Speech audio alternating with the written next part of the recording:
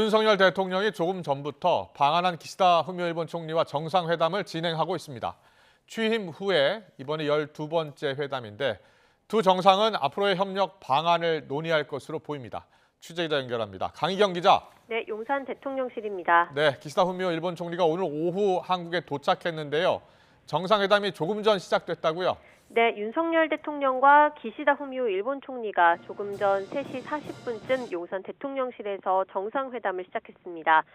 기시다 총리는 대통령실에 도착해 방명록 서명과 기념 촬영 등을 했고 이어 소인수 회담, 확대 정상회담이 차례로 진행될 예정입니다.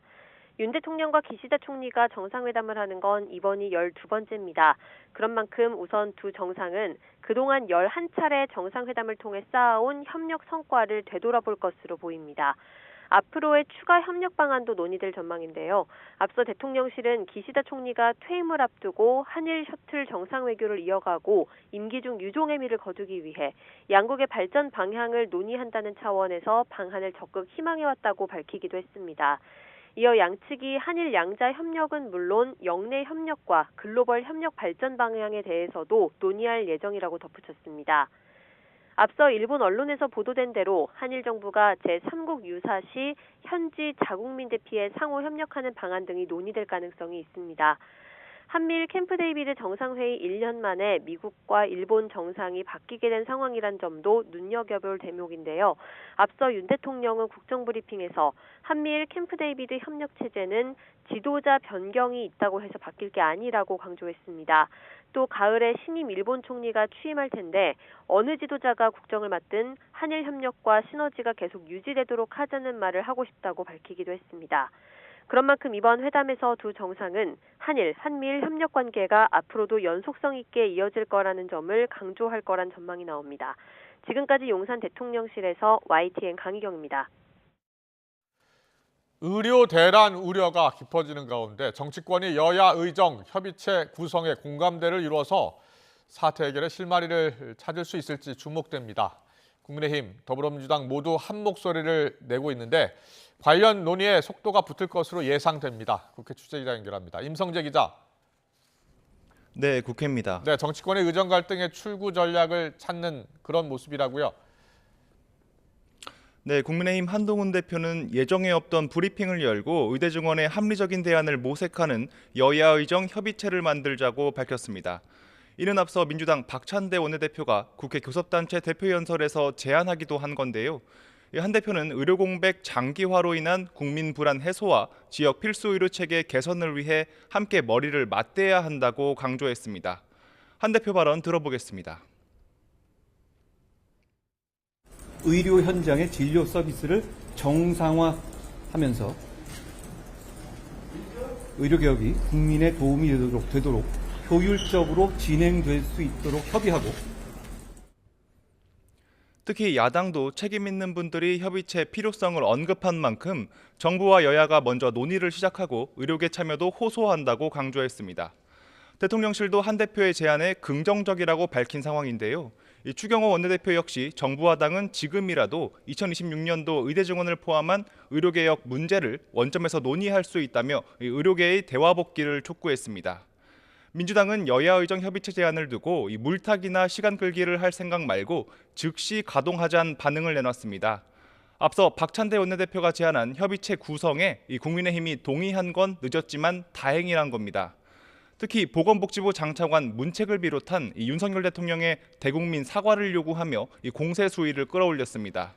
이재명 대표는 아침 회의에서 대통령실과 정부를 겨냥해 국민이 다하는 처참한 상황을 대통령도 국무총리도 장관도 차관도 모르고 있다고 비판했습니다.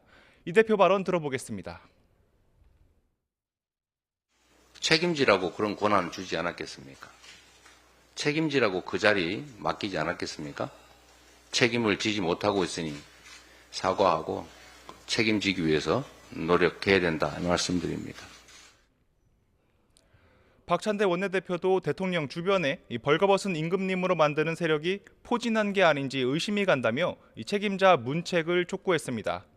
그래도 여야가 협의체 구성에 한 목소리를 내면서 논의 진척에 속도가 붙을지 주목되는데 우원식 국회의장 역시 협의체 구성 제안을 국민과 함께 환영한다며 당장 만나자는 입장을 냈습니다. 네, 하지만 협치 분위기에 이상 기류도 감지되고 있는데요. 오늘 국민의힘 더불어민주당 정책위 의장이 국회에서 만나기로 했는데 무산이 됐다고요? 예, 원래대로라면 국민의힘 김상훈, 더불어민주당 진성준 정책위 의장이 회동을 가질 예정이었습니다. 한동훈 이재명 대표가 뜻을 모은 이 공통공약 협의기구 구성 문제를 논의하기 위해서였는데요. 어제 국회 행안위에서 야당 주도로 지역 상품권 운영에 국가와 지자체 지원을 의무화하는 이 지역화폐법이 강행 처리되자 국민의힘이 현금 살포를 의무화하는 악법이라고 반발하면서 이 정책위 의장 간 만남에도 영향을 미쳤습니다. 연이틀 서로에게 날선 비판을 가했던 교섭단체 대표 연설에 이어 또 하나 충돌 지점이 생기면서 여야 협치 분위기가 난기류를 만났다는 분석이 적지 않습니다. 국민의힘 김상훈 정책위 의장은 아침 회의에서 이 대표회담 잉크가 마르기도 전에 민주당의 일방적 입법 폭주가 재발했다며 큰 유감을 표했습니다. 민주당의 일방적 입법 폭주가 재발되는 상황에서 아무 일 없다는 듯이 양당 정책위원회 차원에서 공통공약 협의를 하는 것이 무슨 의미가 있겠습니까? 특히 민주당이 추진하는 지역화폐법은 전형적인 포퓰리즘이라며 이 지역 사랑이 아닌 자식 세대에게 빚을 떠넘기는 법이라고 공세 수위를 높였습니다. 반면 민주당은 정책위 의장 회동이 열리지 못한 건 이 국민의힘의 입장 변화 탓이라고 지적했습니다. 이 관련 발언 들어보겠습니다. 국민의힘의 어떤 입장 변화로 지금 연기인지 취소인지 확실하게 알 수 없지만 좀 더 양 당에서 논의가 있어 봐야 구체적으로 상세하게 날짜를 정할 수 있을 것 같습니다. 민주당 핵심 관계자는 YTN에 여당이 자리를 일방적으로 깨버린 거라며 어제 추경호 원내대표가 제안한 민생입법 패스트트랙도 진정성은 있는지 의문이라고 의심했습니다. 지금까지 국회에서 YTN 임성재입니다. 명품 가방 수수 사건으로 김건희 여사를 재판에 넘기는 게 맞는지 여부를 놓고 외부 위원들로 이루어진 검찰 수사심의위원회가 심의를 시작했습니다.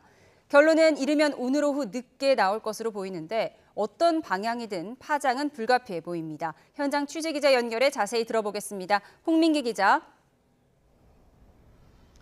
네, 홍민기입니다. 네, 수사심의위원회가 지금 진행 중인데 그거 분위기 어떻습니까?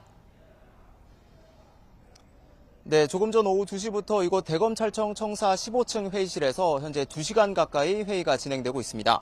대검 청사 주변도 오늘 외부인 출입을 엄격히 제한하는 등 긴장된 모습인데요. 오늘 수사심의위원회에는 강인원 전 헌법재판관이 위원장을 맡고 법조계와 언론계 등 외부위원 15명이 출석합니다. 김 여사 측 변호인도 무혐의 의견을 밝히기 위해 오늘 직접 출석했는데 출석 전 기자들을 만나 간단히 입장을 밝혔습니다. 직접 들어보시겠습니다. 직무 관련성이 없거나 대가와의 대가성이 없다는 부분을 중점적으로 좀 많이 소명하도록 하겠습니다. 네, 반면 명품 가방을 건넨 최재형 목사 측은 수심위에 참석하지 못했는데요. 이 가방을 건넨 건 청탁 목적이 맞다는 의견서를 대검에 제출하고 어제에 이어 이틀째 대검 앞에서 집회를 이어가고 있습니다. 최 목사의 입장도 직접 들어보시겠습니다. 나는 여기 입구에서 계속 대기하고 있으니까 언제든지 불러달라는 의미로 여기서 지금 마이크 농성하는데. 수심위는 김 여사가 최 목사에게 받은 300만 원 상당의 명품 가방에 지인의 국립묘지 안장이나 통일TV 송출 재개 등 청탁이나 대가성이 있었는지를 검토하고 있습니다. 이에 따라 청탁금지법 위반과 알선수재, 변호사법 위반 등 모두 6가지 혐의에 대해 김 여사의 혐의 여부를 따질 예정입니다. 위원들은 검찰 수사팀과 김 여사 측이 어제까지 대검에 제출한 30쪽 분량의 의견서를 검토하게 되는데요. 이어서 수사팀과 김 여사 측 변호인이 최대 45분까지 의견을 차례로 진술하고 위원들의 질의 시간으로 이어집니다. 앞서 김 여사에 대해 무혐의 결론을 냈던 서울중앙지검 수사팀은 청탁금지법에 배우자 처벌 조항이 없고 또 김 여사가 받은 금품에 대통령 직무 관련성이나 대가성이 없어서 기소하기 어렵다는 취지로 설명할 것으로 예상됩니다. 최 목사 측은 참석하지 못했지만 제출한 의견서를 수심위가 논의 과정에서 참고할 가능성은 남아 있습니다. 결론이 언제 내려질지도 관심인데요. 오늘 안에 나올까요? 네, 수심위는 토론을 거쳐 가능하면 만장일치로 의견을 내고 이견을 좁히지 못하면 출석위원 과반수 이상의 찬성으로 권고사항을 의결합니다. 결론을 이르면 오늘 늦은 오후에 내려질 것으로 보입니다. 대검 규정에 따라 주임검사는 수사심의 심의 의견을 존중해야 하지만 반드시 따라야 하는 것은 아닙니다. 만약 수사팀 결정을 뒤집고 수심위가 기소 의견을 권고한다면 후폭풍은 작지 않을 전망입니다. 앞서 공정성을 담보하겠다며 직권으로 수사심의위를 소집한 이원석 검찰총장이 심의 의견을 따를 가능성이 큰 만큼 서울중앙지검 수사팀과 다시 한번 충돌이 벌어질 수 있습니다. 반대로 수심위가 불기소 의견을 권고하더라도 검찰 외부의 비판은 거셀 것으로 보입니다. 공여자인 최 목사를 이번 심의에서 배제한 채 무혐의 입장만 듣고 결론을 낸 모양새라 김 여사에게 면죄부를 주기 위한 요식행위였다는 비판이 나올 수도 있을 것으로 보입니다. 지금까지 대검찰청에서 YTN 홍민기입니다. 전기차와 관련된 화재 우려가 커짐에 따라 정부가 안전관리 대책을 마련해 발표했습니다. 지난달 인천 지하주차장 화재 이후 한 달여 만인데요. 정부가 배터리의 안전성을 사전에 인증하는 제도가 다음 달부터 시행되고 대국민 배터리 정보 공개가 의무화됩니다. 이종원 기자입니다. 정부가 발표한 대책은 배터리 등 전기차 안전성에 우선 초점이 맞춰졌습니다. 전기차 배터리 및 충전시설 안전성을 확보하겠습니다. 앞으로 정부가 배터리 안전성을 사전에 인증하고 배터리 제조사와 제작 기술 등 주요 정보 공개를 의무화하겠습니다. 내년 2월 시행 예정이던 배터리 인증제의 시행 시기를 앞당긴 것으로 다음 달부터 시범 사업에 들어가기로 했습니다. 전기차를 제작할 때 정부가 배터리 안전성을 사전에 인증하는 제도입니다. 기존에 공개되던 배터리 용량과 전격 전압, 최고 출력뿐 아니라 셀 제조사와 형태, 주요 원료 등 배터리 주요 정보는 의무적으로 공개하도록 했습니다.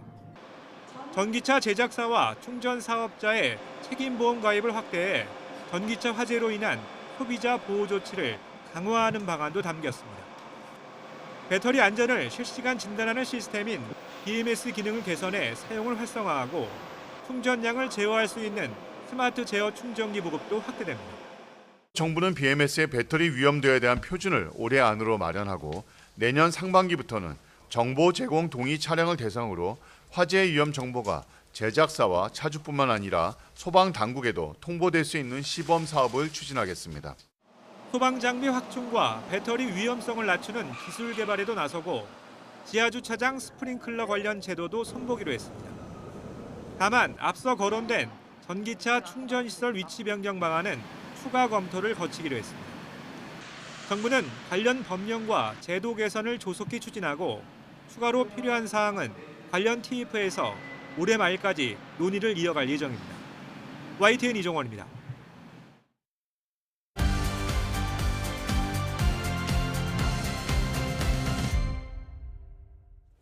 네, 정치의 겉과 속 들여다보는 정치원 시작하겠습니다.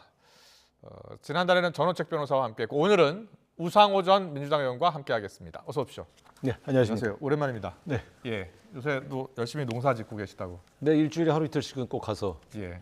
열심히 짓고 있는데 최근에 올해는 참외 농사, 가지 농사, 고추가 잘 돼서 예. 네, 수박은 망했고요. 수박은 망했고요. 수박하고 사과가 망했습니다. 아, 그래요? 약을 예. 안 쳐가지고 사과는. 네. 아, 그렇군요. 근데 어쨌든 작년에는 냉해 때문에 여러모로 힘들었는데 네. 올해는 그래도 제법. 제가 무슨 어디 판매용으로 만드는 게 아니라 예, 취미로 예. 하기 때문에 전문가는 아닙니다만 재미있습니다. 예, 농심을 더 자세히 더 잘 아시겠네요. 아니 농부들을 만나야 농심을 알지 뭐. 그래도요. 예. 이게 딱 참외와 가지가 알잖아요. 저한테 뭐 대화하진 않으니까. 알겠습니다. 여러 가지 정치 현안이 많아서 네.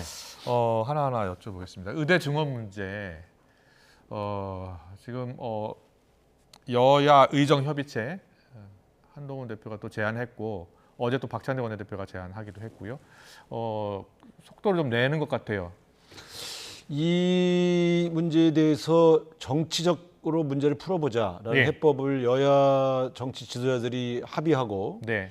대통령실에서 긍정적으로 반응한 것은 저는 굉장히 의미 있는 진전이다 이렇게 봅니다. 아, 그래요? 왜냐하면 지금 몇 개월간 처음에 대통령이 의료계획 얘기를 제안하면서 의대 정원 증원을 얘기했을 때 그게 몇 개월째 반발이기 때문에 지금 오히려 의료 대란으로까지 이어지고 있지 않습니까? 네.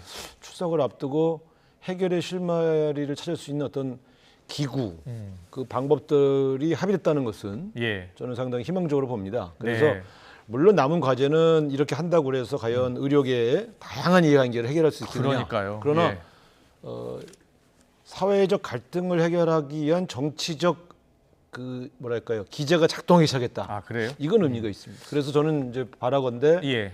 무조건 강대강으로 대치만 할 게 아니라 일단 대통령실도 이 협의체가 운영되어서 의료계와 대화가 진행되는 내용을 존중하면서 지켜보고 예. 중간에 해방하면 안 됩니다. 네네. 그리고 모처럼 대화의 이 물꼬가 터졌기 때문에 예. 의료계도 무조건 정부에 무릎을 꿇리려고 할 게 아니라 이 기구에 들어와서 자신들의 의견을 전달하겠다고 해주기를 예. 저는 기대합니다. 그래서 이 문제만큼은 여야가 누가 더 점수를 얻냐의 싸움이 아니라 예. 올해 가장 큰 갈등 사안인 의정 갈등을 이 기구를 통해서 해결해 보자라고 하는 측면에서 접근했으면 좋겠다. 그렇군요. 근데 이제 의료계의 기본 입장은 일단 올해 의대 증원부터 철회해야 된다라는 입장이거든요. 그 문제는 좀 어렵죠. 지금 왜냐하면은 그렇게 하면 단순히 의대 정원 문제만이 아니라 그러니까요. 올해 이미 예정되어 있는 전체적인 입시 문제가 완전히 지금 예. 정리가 안 될 가능성이 예, 있어서 예. 그것은 좀 무리한 요구로 보여지고요. 대신 이제 시급하게 네. 그런 요구조차도 예. 이 의정협의체에 들어와서 대화를 좀 하면서 풀어야 될 것으로 보여집니다. 저는 예. 제가 볼 때 예. 지금 2,000명을 고집하는 정부도 양보해야 되고 네. 한 명도 안 된다는 입장도 저는 수정돼야 된다고 보고요. 예. 이 문제에 대해서 여야정 의정협의체에서 좀 논의해서 네. 해결해 나가는. 그래서 정치가 이런 중요한 문제에 있어서는 해결의 중재자가 될 수 있구나라는 걸 좀 보여줬으면 좋겠어요. 예. 좀 적극적으로 좀 여야 의정 협의체가 가동이 됐으면 좋겠는데요. 오늘 여야정 협의체 구성하자고 제안을 했고 또 야당 대표도 같은 비슷한 이야기를 했습니다. 여야 대표 목소리 듣고 일단 대담 더 이어가겠습니다. 국민의힘은 의료 공백 상황에 대한 국민 불안을 해소하고 지역 필수 의료 체계를 개선하기 위한 여야 의정 협의체를 구성, 운영하자는 제안을 드립니다. 국민들과 의료 현장의 의견도 충분히 들어야 합니다. 앞으로 이 여야 의정 협의체가 국민들의 불안감을 해소하면서 대한민국의 지역 필수 의료 체계가 개선되는 데 기여할 수 있기를 기대합니다. 전화를 할 정도면 경증이니까 입원 응급치료 대상이 아니지 않습니까? 결론은 이래 주거나 이래 하나 저래 하나 결국 죽어야 된다. 응급 환자는 없다. 결국 그런 뜻 아닙니까? 정말로 걱정입니다. 장관, 차관 문책해야 됩니다. 그리고 대통령 국민께 사과하셔야 됩니다. 네, 일단 의료 대란이 발생하고 있는 상황에 대해서 이재명 대표는 장차관 경질 이야기했고요. 또 대통령의 사과도 요구한 상황이에요. 저는 일단 최소한 예. 박민수 차관은 사퇴든 예. 해임이든 불가피하다. 왜냐하면 의료계하고만 갈등을 빚은 게 아니라 예. 국민들도 불안하게 만든 발언을 했어요. 예. 전화 걸 수 있으면 경증이니까 그런 경우는 만약에 함부로 경증이 병원 활용하려고 하면 처벌할 수 있다. 이런 말을 했잖아요. 예. 저는 차관 입에서 저런 얘기가 나오나? 네. 그래서 나중에 결국 대통령실도 여당도 그걸 수정하고 본인도 약간 해명한 것이 후퇴지 않습니까? 네, 그렇습니다. 지금 같은 시기에 이 국민들이 불안해하는데 그 감정까지 폭발하게 만든 또 의료계가 대화의 상대로 그분이 나오면 안 하겠다고 할 정도로 이미 못을 박았기 때문에 이게 여야 의정 협의체를 꾸리면 당연히 장차관이 들어오거든요. 그럼 그분이 오히려 이 협의체 만드는데 이 장애요인이 될 수 있어요. 그럴 수 있겠네요. 그런 측면에서 장관 문제는 조금 두고 얘기하더라도 실무적 협의를 주도해야 할 차관은 바로 바꿔줘야 됩니다. 아, 그렇군요. 이거는 제가 볼 땐 전제 조건이라기보다는 필수 조건입니다. 예. 그러니까 이 여야정 협의체가 과거에도 있었잖아요. 네네. 예. 그때 보면은 이제 정부 관계자가 참석을 할 수밖에 없고 그렇다면은 이제 협상이 되려면 일단 실무 협상 실무 책임자가 차관과 실국장들이거든요. 그러니까 지금 예를 들어 장관 문제는 공백이라든가 여러 지금 예. 이거 때문에 조금 단기적으로 보더라도 당장 이 협의체를 끌려할 때 의료계가 예. 자신들이 대화 상대를 인정하지 않은 박민수 차관이 들어오는데 그걸 들어오겠습니까? 그렇군요. 그런 측면에서 예. 본다면 무슨 책임을 묻는 측면도 있고 예. 대화 분위기를 조성한다는 측면에서 저는 이분 교체는 뭐 필수적이다. 그렇군요. 오늘 나경원 의원도 새 판을 짜야 되기 때문에 어느 정도 교체가 필요하다라는 입장을 밝히기도 했습니다. 그런데 대통령실 오늘 고위 관계자도 일단 이 여야 의정 협의체에 대해서 긍정적인 입장을 밝혔는데 그 내용을 보면 의료계가 합리적인 안을 제시하면이라는 표현이 들어가 있어요. 아, 그거 굉장히 걱정되는 예. 말이에요. 제가 아까 모두에 대통령실에서 조심해야 된다 앞으로. 예. 무슨 소리냐면 여야 의정 협의체 만드는데 가이드라인을 두고 예. 이거 이상은 안 된다. 이렇게 하면 협의체 만들 필요가 없잖아요. 그러니까요. 그러니까 지금 예. 지금 말씀하신 건 일종의 방법이에요. 그러니까 자, 그 의정 협의체 만드는 건 좋은데 예.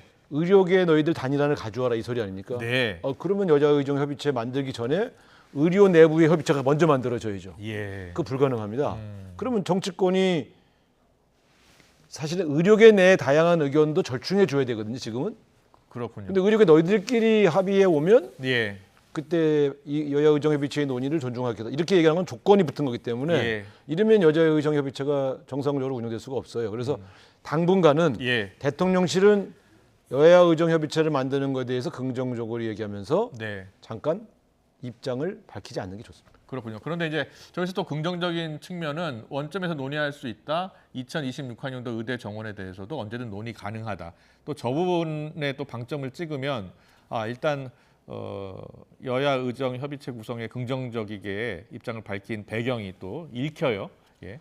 그러니까 저는 이게 두 개의 신호가 같이 오면 예. 지금 대치 상태에 있는 상대방은 어떤 게 진이냐 갖고 또 그렇겠죠. 내부에서 알겠습니다. 믿겠다 못 믿겠다 싸울 가능성이 있으니 예. 가만히 계시다가 의료계가 보이고 있는 여러 모습을 보고 그때 같이 판단해 보자 이런 뜻입니다. 알겠습니다. 계속해서 이 관련돼서 여론조사가 있어서 좀 보고 가겠습니다. 갤럽 여론조사 보여주세요. 예, 윤석열 대통령 지지율을 보면 지금 오늘 나온 갤럽 여론조사인데요. 지지율이 23% 변화가 없습니다. 그리고 부정평가가 1%포인트 오른 67%고요. 그런데 여기에 긍정평가 이후 부정평가 이후에 의대 정원 확대가 들어있어요. 네. 긍정평가에도 의대 정원 확대가 들어있고 부정평가에도 의대 정원 확대가 들어있습니다. 그런데 이제 부정평가의 의대 정원 확대가 9%포인트 이렇게 올랐어요. 또 긍정평가에도 또 들어있네요. 어떻게 봐야 돼요? 이런 일은 자주 있습니다. 예. 그러니까 그 주제가 가장 우리 사회의 가장 뜨거운 이슈일 때는 예. 대통령을 지지하시는 분들은 무조건 그것 때문에 지지한다고 그렇군요. 하고 대통령을 예. 반대하는 분은 그것 때문에 반대한다고 얘기하게 돼 있거든요. 예, 예. 그래서 근데 이제 재밌는 건 보통 민생 문제, 네. 경제 문제를 둘러싼 논쟁과 찬반 여론이 있는데 예. 의대 정원 확대라는 문제로 이렇게 딱 국론이 분열돼 있다는 건 좋은 것은 아닙니다. 그러니까요. 네. 그래서 예. 왜냐하면 이건 해결이 그만큼 쉽지 않겠다라고 보여지는 거거든요. 근데 예. 한번 이런 걸 보십시오. 처음에 의료개혁 얘기 나왔을 적에는 야당 지지자들도 사실은 동의한 분들이 많아요. 예. 왜냐하면 문재인 정권 때도 추진하려고 했던 거 아닙니까? 그렇죠. 그때는 400명씩이었던가요? 그렇습니다. 예. 약간 여기 여유가 확 몇 명이라고 정하진 않았어요. 예, 예. 저희는 다만 예. 증언한다고 돼 있었죠. 근데 그때 코로나 위기가 터져 나오면서 코로나 때문에 혹시 의료 체계가 붕괴되면 국민들이 피해를 입을까 봐 백지화했죠. 예. 지금 문제는 뭐냐면 그 의료개혁의 방향에 대해서는 동의하는데 네. 고통이 너무 막 커지니까 이제 반대가 더 늘어난 겁니다. 네. 그래서 이 개혁 과제를 수행하는 방식이 있어서 사실은 주제와 그 방향에 대해서는 국민들이 지지했지만 결국 그렇죠. 추진하는 과정의 절차와 방법 때문에 예. 국민들의 마음이 돈 것이다. 그래서 예. 지금 빨리 우회하고 절충할 필요가 있다. 의회 절충 얘기를 계속 해주시네요. 의료계도 또 정부도 대통령실도. 그렇습니다. 예. 왜냐하면 국민들이 너무 불안해하고 있고 예. 실제 이 고통과 이 고통이 국민에게 전가되고 있기 때문에 예. 이게 이제는 의료계도 정치권도 정부도 예. 국민에게 고통이 가지 않게 하기 위해서 한 발씩 양보해야 됩니다. 야당의 역할에 대해서도 좀 이야기 저는 주세요. 지금 야당은 예. 아주 이제 이런 겁니다. 초반에 우리가 여러 가지 개혁 법안을 가지고 예. 일방적으로 통과시키고 거부권 행사하고 네. 다시 뭐 제의하고 이런 여러 가지 과정에서 국민들이 걱정이 많으셨는데 네. 최근에 이재명 대표의 행보가 여야 대표 간의 회담도 제안하고 성사시키고 예. 그리고 최근에 한동훈 대표가 제안한 내용도 필요하면 받고 네, 의대 증원 유예에 대해서 그렇습니다. 긍정적인 입장을 이재명 저는 대표가 밝혔습니다. 제가 볼 때는 이렇게 예. 대립 국면을 대화 국면으로 바꾸는 데 주도권 행사를 이재명 대표가 하고 있고 그런 측면에서는 대화를 복원하고 정치를 복원해가는 과정에 키를 이재명 대표가 풀고 있다 이렇게 좀 굉장히 긍정적으로 보고 있습니다. 그렇군요. 여야 대표회담 한동훈 대표도 그런 대화에 적극적으로 나서고 있는 모습이 저는 긍정적이라고 봅니다. 그렇군요. 자, 여야 대표회담 모습 지금 보고 있는데요. 자, 여야 대표회담이 의제 갖고 여야 대표회담을 한 지가 10년이 넘었더라고요. 맨날 저 뭐 갖고 얘기할 건가 사전에 합의문 만들려고 하다가 깨진 적이 그랬군요. 11년 된 겁니다. 시도는 했으나 그리고 야당은 원래 여당 대표를 상대하면 급이 낮아진다 해서 대통령하고의 만남, 대통령과의 만남은 고집하고 그러다 보니까 대통령은 또 야당 대표와 만나주는 건 너무 또 여당 대표를 식물 대표로 만들 수가 있다고 해서 대통령과 여야 대표를 같이 봤었죠. 그렇군요. 근데 지금 대통령이 여야 대표를 안 만나주니까 이런 데도 처음입니다만 여야 대표 회담이 이제 11년에 만들어질 수 있었죠. 오히려 윤석열 대통령이 전체적인 대화를 회피하면서 11년 만에 여야 대표 회담이 가능해진 건데 저는 저기서 별다른 무슨 합의를 할 수 있을까? 근데 민생 이슈에 관한 합의를 몇 가지가 했어요. 그렇습니다. 저는 여야 당 대표가 상당히 정치력을 발휘했다고 봅니다. 예, 뭐 여야 대표가 뭐 만나는 과정에서는 뭐 안 만날 수도 있다라는 이야기가 있었지만 결국 만났거든요. 그리고 저는 안 만나도 크게 뭐 대세에 지장 없었을 뻔했는데 자꾸 만나는 게 좋습니다. 저는 자꾸 만남과 대화가 설사 합의 사항이 없어도 만나는 건 의미가 있다 이렇게 주장해 왔는데 지금 양당 대표들의 노력은 저는 상당히 높게 평가합니다. 알겠습니다. 저 대화 여야 대표 회담 저 모두 발언에서 나온 이 계엄설, 그게 또 지금 정치권의 화두예요. 계엄을 겪으셨었죠. 그때가 언제였어요? 계엄을 겪은 거는 뭐 제가 고등학교 때. 고등학교 때였군요. 제가 이제 박근혜 대통령 탄핵한 이후에 기무사 문건이 발견돼서 유수령 혹은 계엄을 준비했었구나라는 걸 알게 돼 갖고 그때 문제가 됐었죠.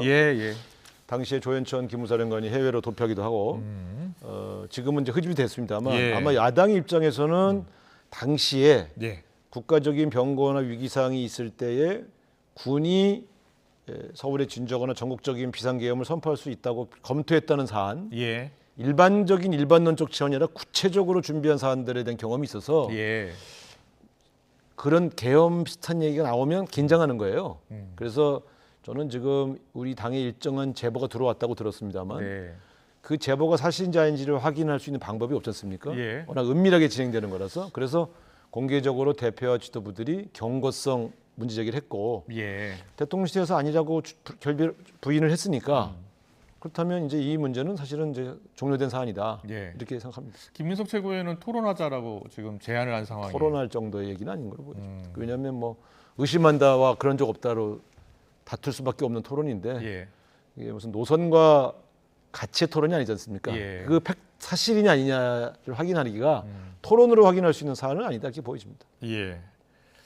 오늘 김부겸 전 총리가 인터뷰를 했는데 계엄 준비설이 좀 뜬금없는 것 같고 가능성은 없어 보인다라고 하더라고요. 아니 제보가 들어왔으니까 그러니까 저희 당에 들어온 제보의 내용을 살짝 들어봤더니 계엄을 구체적으로 준비 중이다라기보다는 위기 상황에 대비하기 위하여 어떤 계엄에 관한 용어가 그 어떤 모임에서 나왔다 이런 제보를 받은 거거든요. 그렇군요.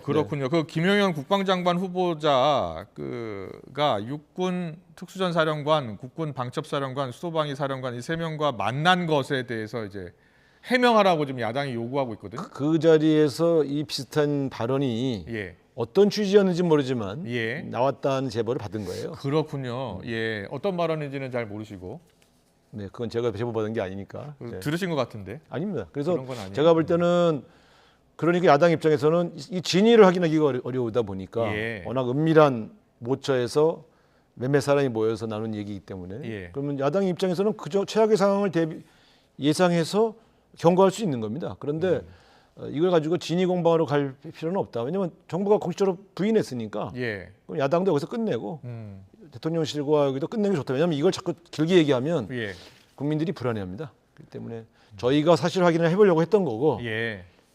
정부와 대통령실에서 부인했으면 이제 진행하지 않는다고 보고 예. 끝내는 것이 좋다 이렇게 봅니다. 알겠습니다. 그럼 다음 이슈로 넘어가 볼게요. 문 전 대통령 수사 관련입니다. 자, 문 전 대통령 전 사위 예. 그리고 이상직 전 의원 그 임명 과정에서 이제 뇌물 수수 혐의로 지금 검찰이 수사를 하고 있는 거예요.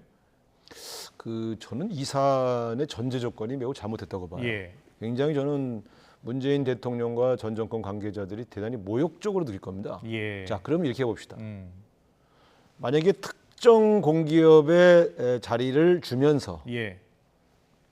뇌물을 받았다면 왜 그 자리만 받습니까? 모든 공기업, 그보다 훨씬 더 대우가 좋은 자리도 뇌물을 받았다고 봐야죠. 예. 말이 됩니까? 그러니까 그럼 다른 자리는 한 군데도 이렇게 뇌물을 받지 않았는데 예. 왜 굳이 그 자리만 뇌물을 받습니까? 이게 모든 게 하나만 보면 의심이 되지만 예. 보통 보편적 흐름을 봐야 되는데 예. 전현직 대통령과 정권을 하면서 예. 공기업 사장을 임명하면서 뇌물을 받은 적이 있습니까? 저는 그렇지 않다고 보거든요. 예. 공교롭게 이상직 전 의원이 중진공 사장이 되고 그분의 또 관련되어 있던 네. 업체의 해외 지사에 전 사위가 취직하는 바람이 생긴 문제 아닙니까? 그렇습니다. 공교롭다고 해서 의심할 수는 있지만 예. 증거로 확인되지 않은 것을 뇌물이라고 해서 공개 수사로 전환한 것이 맞습니까? 적어도 전직 대통령에 대한 혐의는 예. 부인할 수 없는 증거와 차고 넘치는 정황 증거로 가득했을 때 공개하는 게 예의죠. 예. 그런 측면에서 본다면 지금은 모욕주기다. 아니 세상에 월급 받은 게 뇌물이라고 하면 예. 과거에 뇌물 누가 월급을 줍니까? 그냥 바로 현금 뭉치 사과 상자나 케이크 상자에 넣어서 주지 않습니까? 예. 왜 복잡하게 월급으로 줘요? 뇌물을. 그러니까 저는 예. 월급으로 주면 너무 드러나는데 예. 별도의 방식으로 줘야죠. 저는 그래서 이거는 성립이 되지 않는 사건이다. 네. 정치 검찰의 보복 수사다. 저는 이렇게 확정합니다. 그렇게 보시는군요. 근데 금전거래 의혹이 또 언론에 보도가 되고 있어서요. 문재인의 운명 출판사에서 다혜 씨에게 2억 5천만 원 송금, 그리고 김정수 여사가 지인 통해서 다혜 씨에게 5천만 원 입금. 뭐 저런 관련 내용들이 보도를 통해서 흘러나오고 있는 거예요. 그러니까 보십시오. 이 보도들은 다 어디서 나옵니까? 예. 검찰이나 수사기관 쪽에서 나오는 거 아닙니까? 예. 이런 식의 소위 확정되지 않은 피의 사실을 마치 문제가 있는 것처럼 막 흘려서 예.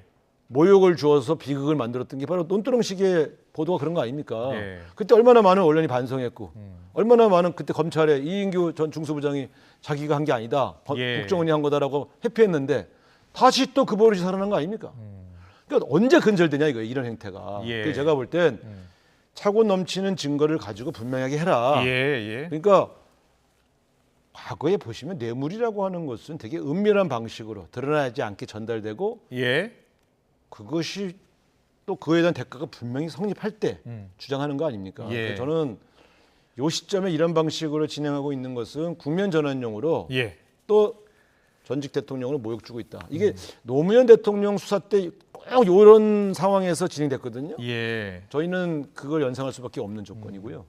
솔직히 말씀드리지만 이제 이런 식의 방식으로 윤석열 대통령의 위기를 돌파할 수가 없어요. 예. 그러니까 이러지 마시고 이런 식의 장난 그만 치시고 민생 문제에서 성과를 보여서 예. 국민의 지지를 받으시기 바랍니다. 여당에서는 일단 저런 혐의점과 관련해서는 국민적인 의혹이 이제 나온 상황이기 때문에 수사를 해야 한다라는 입장이에요. 아니, 수사하시라고요. 근데 왜 자꾸 흘리고 모욕 주고 특정되지 않은 걸로 예. 뭐가 하나가 흘렸다가 윤건영 의원이 공격하면 그건 딴 걸 또 넘어가잖아요. 예. 이게 바로 그때도 그랬다고요. 노무현 대통령 때도. 그래서 제가 그때도 다 기억하기 때문에 예. 25년 정치하면서 이 정치 검찰의 행태 수없이 봤잖아요.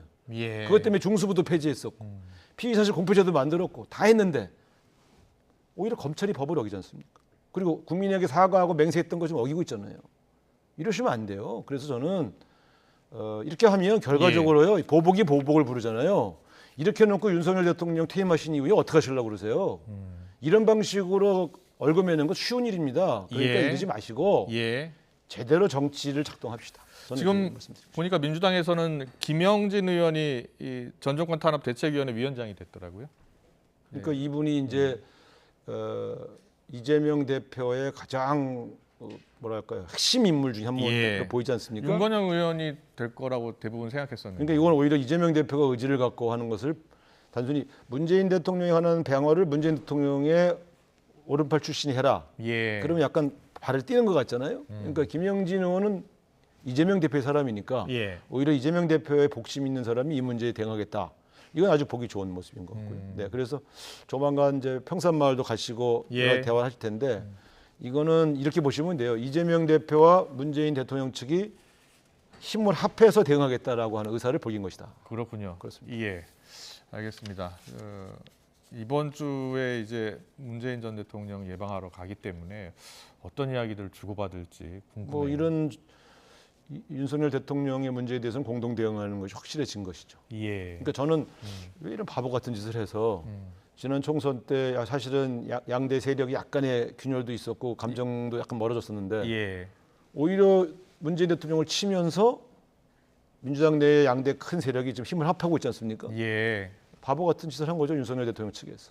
그렇게 보시는군요. 네. 이게 지금 사실은 그 당 내에서도 또 일부 강성 친명 지지층에서는 문재인 대통령 뭐 탈당을 요구하는 당내 인사가 아니고요. 예. 당원일지는 모르지만 예. 당내에 무슨 비중 있는 분들은 아니고 예. 그 이제 유튜브를 운영하는 분인가요? 몇 분인데요.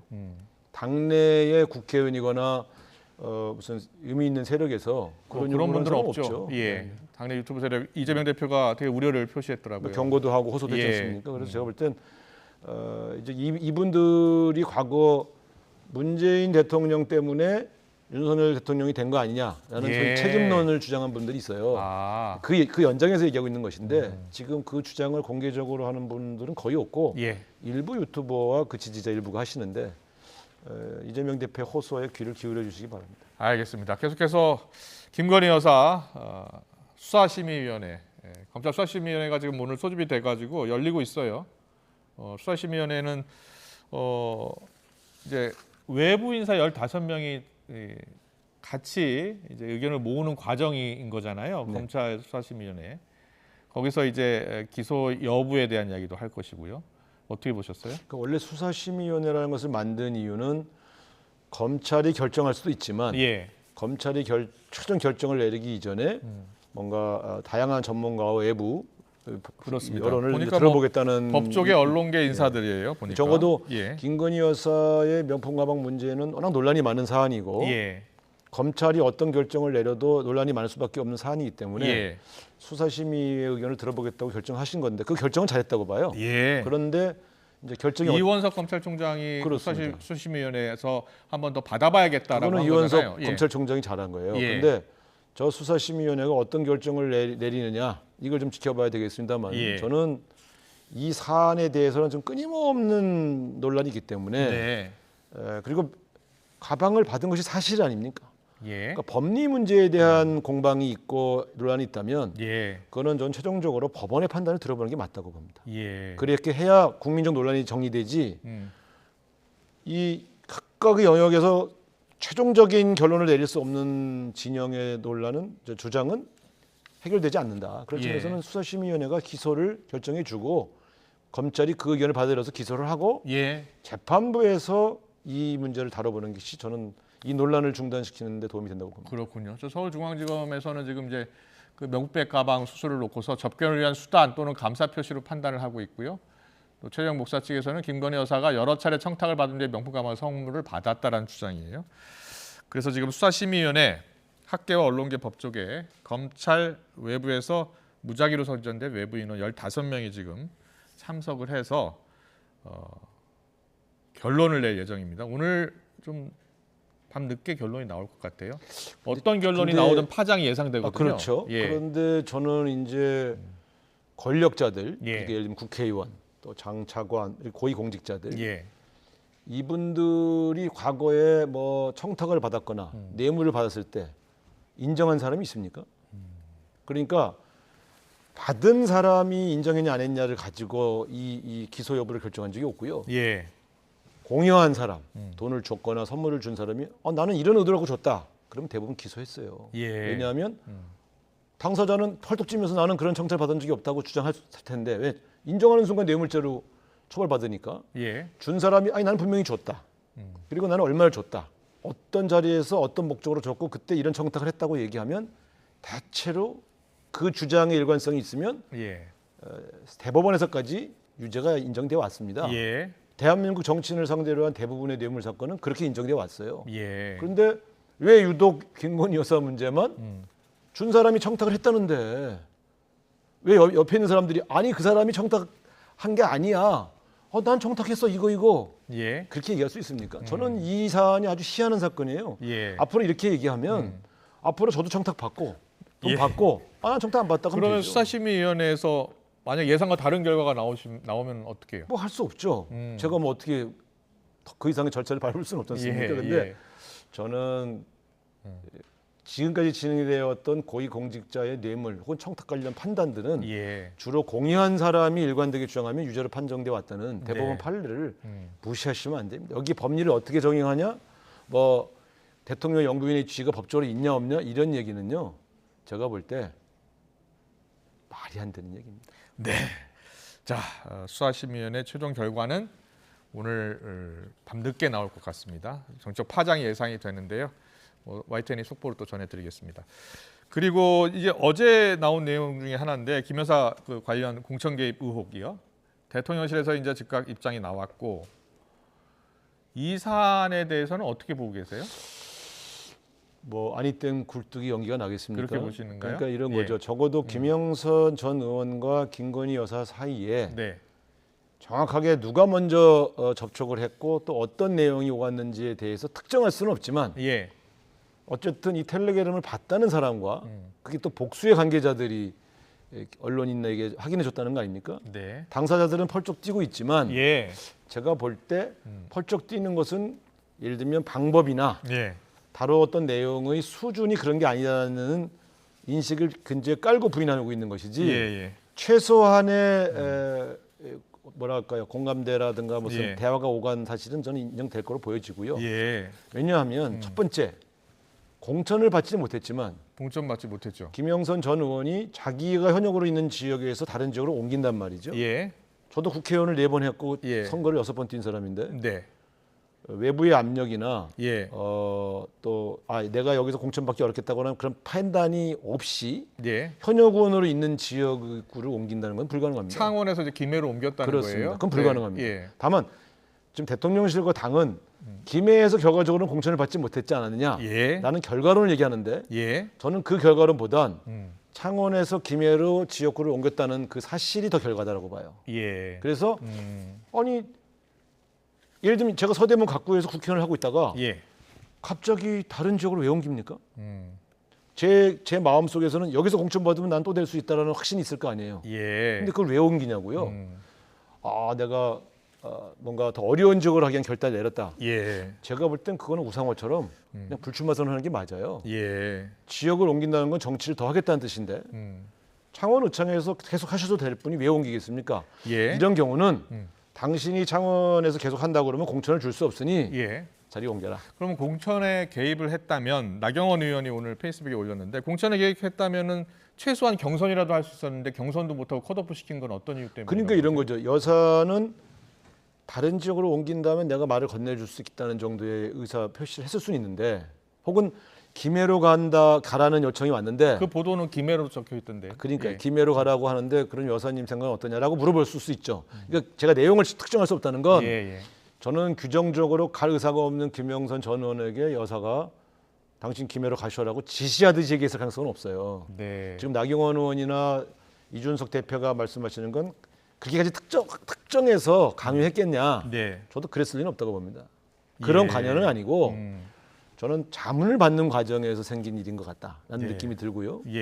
그러니까 당은 내밀하게 김영선 전 의원을 줄 수는 없는 조건 상황이 있는데 여사의 입장이 전달돼 왔다면 압력은 느꼈겠지만 그럴 수 없다고 했을 수 있죠. 그러니까 결과적으로 공천을 주지 못했다는 결과는 맞아요. 특정되지 않았는데 이루어지지 않았죠. 그러나 김해로 옮긴 거는 이루어졌죠.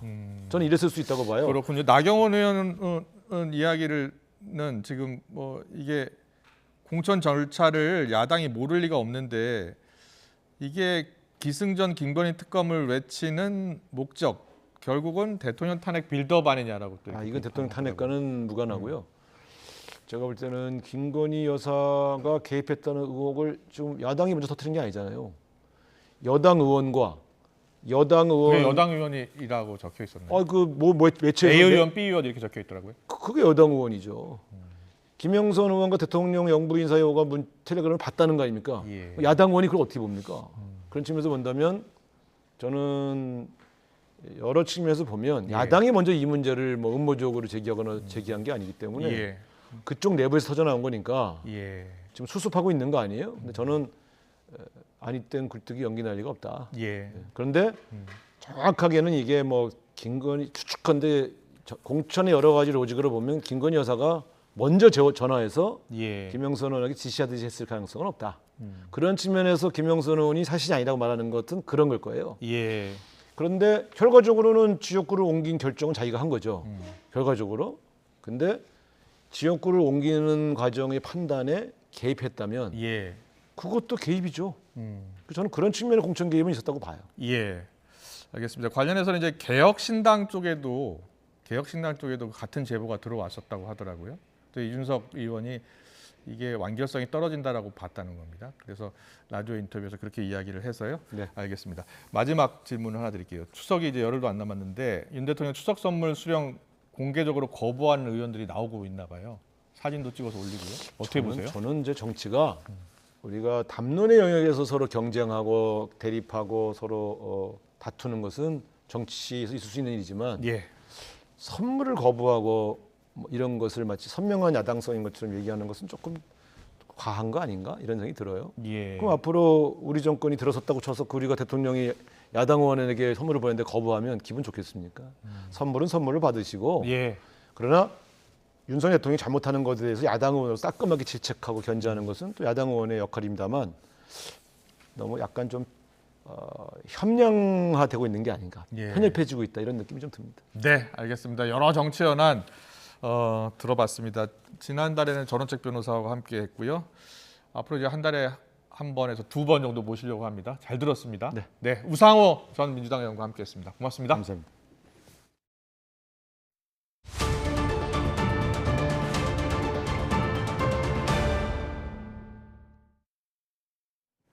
서울 강남에서 10대 3명이 또래 1명을 폭행하고 출동한 경찰관까지 폭행해서 입건이 됐습니다. 서울수서경찰서는 10대 A군 등 3명을 폭행 등의 혐의로 수사하고 있는데요. A군 등은 그젯밤 11시쯤 서울 강남구 도곡동 노상에서 B군을 폭행한 혐의로 현행범 체포됐습니다. B군은 다쳐서 병원으로 옮겨졌는데 생명에 지장이 없는 것으로 파악됐습니다. A군은 신고를 받고 출동한 지구대 경찰관을 폭행해서 공무집행 방해 혐의도 적용됐습니다. 23명이 숨진 경기 화성 아리셀 공장 화재와 관련해서 경찰과 노동부가 박순관 대표 등 관계자 7명을 검찰에 넘겼습니다. 이제 남은 건 군납비리 수사인데 경찰의 압수수색으로 속도를 낼 것으로 보입니다. 권준수 기자의 보도입니다. 지난 6월 말 23명이 숨지고 8명이 다친 아리셀 공장 화재 사고. 경찰과 고용노동부가 2달 넘게 수사한 결과 박순관 대표 등 회사 관계자 7명을 검찰에 넘겼습니다. 주요 책임자인 박 대표와 박중원 총괄본부장은 지난달 28일 구속됐는데 박 대표에게는 중대재해처벌법 위반 혐의까지 적용됐습니다. 이들은 화재 사고에 앞서 비상 대피로를 제대로 확보하지 않고 직원 안전교육을 충분히 실시하지 않은 것으로 드러났습니다. 안전보건관리체제 구축 및 그 이행에 관한 조치가 이제 중대법에 있는 내용인데 이를 전반적으로 소홀히 한 게 확인이 됐고 사고로 이어지는 인과관계가 입증이 어느 정도 돼서 또 공장에 불법으로 직원을 파견한 메이셀 관계자도 검찰에 넘겨졌는데 아리셀은 근로자 파견 사업 허가를 받지 않은 메이셀로부터 근로자를 제공받아 파견 대상 업무가 아닌 직접 생산 공정에 투입한 것으로 확인됐습니다. 이제 남은 건 군납 비리 사건입니다. 아리셀은 지난 2021년 12월부터 지난 2월까지 47억 원 상당의 전지를 군에 납품했는데 이 과정에서 불량 전지를 제조한 의혹을 받고 있습니다. 경찰 수사에서 아리셀은 검사용 시료를 바꿔치기 하는 등의 수법으로 국방기술품질원의 품질 검사를 통과해온 것으로 파악됐습니다. 그 결과 불량 전지가 폭발하면서 지난 6월 대규모 참사로 이어진 것으로 경찰은 보고 있습니다. 이와 관련해 박 대표는 혐의를 계속 부인하는 반면 박 본부장은 조직적인 시료 전지 조작이 있었다고 인정한 것으로 확인됐습니다. 경찰은 에스코넥 본사 등에 대한 압수수색 결과를 바탕으로 군납비리 수사를 이어가고 있다며 조만간 따로 송치할 예정이라고 밝혔습니다. YTN 권준수입니다. 응급실 의료 진료 지원을 위해서 세종 충남대병원에 파견됐던 군의관 2명이 원래 부대로 복귀한 것으로 확인됐습니다. 병원 측은 해당 군의관들의 업무 범위를 논의한 결과 응급실 진료에는 부적합하다고 판단했다고 설명했습니다. 특히 군의관들은 진료나 차트 작성은 어렵고 환자들로부터 동의서를 받는 업무만 수행할 수 있는 것으로 전해졌습니다. 응급실 보강 인력으로 지원된 군의관들이 응급실이 아닌 중환자실에 배치됐습니다. 충북대병원은 군의관 2명이 중증 응급 환자 진료에 부담감을 호소한 데에 따라서 오늘부터 응급실 대신 중환자실에 일단 배치했습니다. 관계자는 군의관들이 응급의학과 전문이지만 임상 경험이 많지 않아서 부담감을 가진 것으로 보인다고 말했습니다. 대통령실은 의료계에 여야 의정협의체 참여를 당부하며 의대 증원과 관련해서 의료계가 합리적인 방안을 가져오면 2,000명이란 숫자에 구애받지 않고 논의하겠다는 입장을 밝혔습니다. 장상윤 대통령실 사회수석은 YTN 뉴스에 출연해서 여야 의정협의체가 구성되고 여기에 의료계 대표가 나와서 합리적인 안을 제시하면 충분히 논의가 가능하다고 말했습니다. 특히 의료계가 여러 단체로 나뉘어 있는데 집단행동으로 의료계에서 이탈한 전공이나 의대생들의 목소리를 대변할 수 있는 분들이 협의체에 들어오면 좋겠다고 강조했습니다. 사건 사고 소식 전해드립니다. 고장으로 멈춰섰던 의정부 경전철이 7시간 만에 운행을 재개했습니다. 경기 의정부 경전철 측은 오늘 오후 2시 10분쯤부터 모든 구간의 운행이 정상화됐다고 밝혔습니다. 앞서 아침 7시 10분쯤 첫 역인 발곡역을 출발한 전동차가 전원 공급 장치에 문제가 생겨 멈춰서면서 의정부 경전철 전 구간의 운행이 중단됐습니다. 지난해 서울 강남에서 학생들에게 필로폰이 든 음료를 나눠주고 이를 빌미로 부모를 협박한 일당에게 중형이 확정됐습니다. 대법원은 지난달 1일 마약류관리법 위반 등의 혐의로 기소된 마약 음료 사건의 제조책 길모 씨에게 징역 18년을 선고한 원심을 확정했습니다. 이들은 지난해 4월 서울 대치동 학원가에서 시음 행사를 가장해 필로폰이 든 음료수를 학생들에게 마시게 한 뒤에 학부모들에게 협박 전화를 걸어 금전을 요구한 혐의로 구속 기소됐습니다. 마약에 취한 채 차를 몰다가 오토바이를 치어 운전자를 다치게 한 남녀가 경찰에 붙잡혔습니다. 이들은 어젯밤 9시쯤 계양구 계산동에서 마약을 투약하고 차를 몰다가 오토바이를 들이받아 운전자를 다치게 한 혐의를 받습니다. 이들은 경찰이 진행한 마약 간이 시약 검사에서 양성 반응이 나온 것으로 확인됐습니다. 경찰은 텔레그램을 통해 마약을 구매했다는 진술을 바탕으로 자세한 사건 경위를 조사하고 있습니다. 새벽에 전남 구례에 있는 집에서 불이 나 노부부가 숨졌습니다. 오늘 새벽 4시 15분쯤 구례군 광이면에 있는 단독주택에서 불이 났습니다. 이 불로 거동이 불편했던 것으로 알려진 80대와 90대의 부부가 숨졌습니다. 불은 또 80여 제곱미터의 집을 모두 태우고 1시간 만에 진화됐습니다. 나루히토 일왕의 조카 가코 공주가 일본과 그리스의 수교 125주년을 기념해 지난 5월 그리스를 방문한 장면입니다. 정상을 만날 땐 일본 전통 의상을 입었지만 세계문화유산인 파르테논 신전을 둘러볼 때는 이렇게 평상복을 입었는데요. 이 파란색 니트가 온라인 쇼핑몰에서 판매하는 우리 돈 2만여 원짜리로 알려지면서 검소한 패션으로 왕실의 품격을 높였다는 칭찬을 받기도 했습니다. 하지만 당시 그리스에 5일 동안 머물면서 쓴 숙박비가 뒤늦게 알려져 논란인데요. 일본의 한 매체는 1억 3,700만 원의 숙박비와 2만 8천 원짜리 니트의 갭이라는 제목으로 기사를 냈습니다. 그러면서 가코 공주가 그리스 방문 일정에서 숙박비 등으로 총 1,473만 엔, 우리 돈으로는 약 1억 3,700만 원을 지출했다고 지적했습니다. 가코 공주가 머문 호텔은 아테네 시내의 탁 트인 전망을 감상할 수 있는 5성급 호텔로 가격은 하룻밤에 우리 돈 55만 원에서 652만 원까지입니다. 해당 매체는 동행하는 스태프의 비용도 포함된 걸 고려하더라도 상당히 큰 금액이라고 꼬집었는데요. 온라인에서는 왕실 일정인 만큼 명성과 보안이 좋은 호텔을 선택하는 건 당연하다며 공주를 옹호하는 입장도 있었지만 일본도 세금이 줄줄 샌다며 비판적인 목소리도 적지 않았습니다.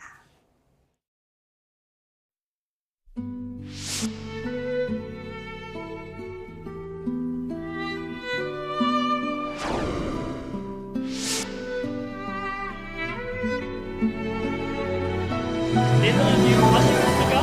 맛있었습니까?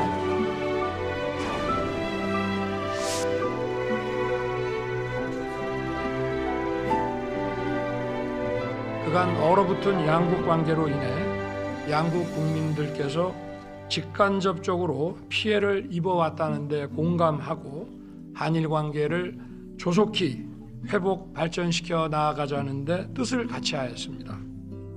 両国の首脳が形式にとらわれず、頻繁に訪問するシャトル外交を再開させることで一致をいたしました。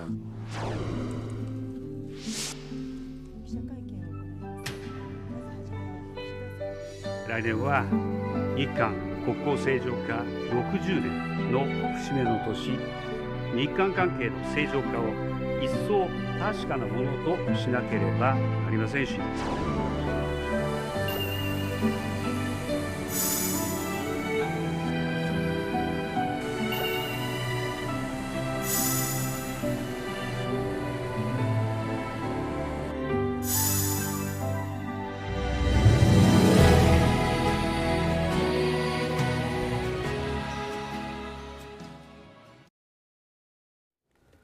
네, 앞서도 전해드렸습니다만 윤석열 대통령과 기시다 후미오 일본 총리요. 한일 정상회담이 시작됐고 화면, 모두 발언 지금 막 들어오고 있습니다. 화면 들어오고 있습니다. 네, 관련 내용을 최은미 아산정책연구원 연구위원과 함께 이야기 나눠보겠습니다. 어서 오세요. 어서 오십시오. 안녕하세요. 안녕하세요. 예, 한일 정상회담이 이번에 12번째라고 하더라고요. 예, 근데 기시다 후미오 총리가 이제 곧 총리직에서 물러나잖아요. 그런데 적극적으로 이렇게 만남을 갖는 배경은 어디에 있을까요?